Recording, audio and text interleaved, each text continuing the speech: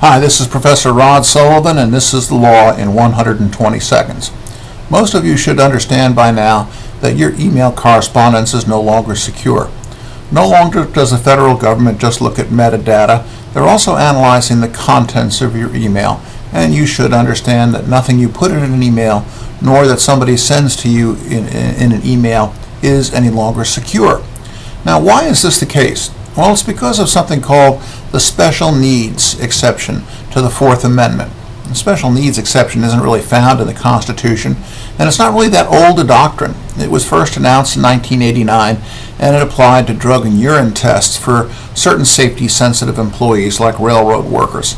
Since then, over the past 21 years or so, the special needs doctrine has morphed into sort of a general exception to the Fourth Amendment requirement that there be probable cause and a warrant before the government can look at your books and papers and the contents of your email.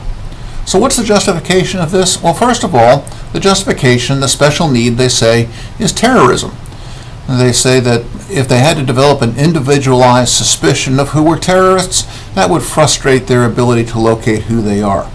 Why do they need to look at everybody's email? Well, they need to establish a baseline. They need to know what the noise level is.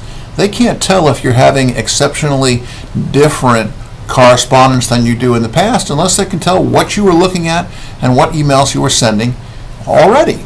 If all of a sudden you start using cryptography to encrypt your emails, well, that sends up a red flag that you're doing something different, and they can single you out for further analysis.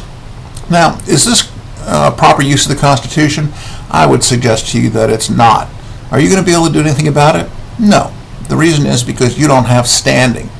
The courts have said that unless you can prove that your emails have been read and that you've suffered some kind of damage as a result thereof, you don't have any standing to bring a case before the court. So what can you do? Quite frankly, the only solution that you have open to you now is a political solution. That is to vote against anyone, whether it's a president, a senator, or a congressman who supports this process of looking at your email. Anyway, this has been the law in 120 seconds, and I'm Rod Sullivan, Professor of Law at Florida Coastal School of Law.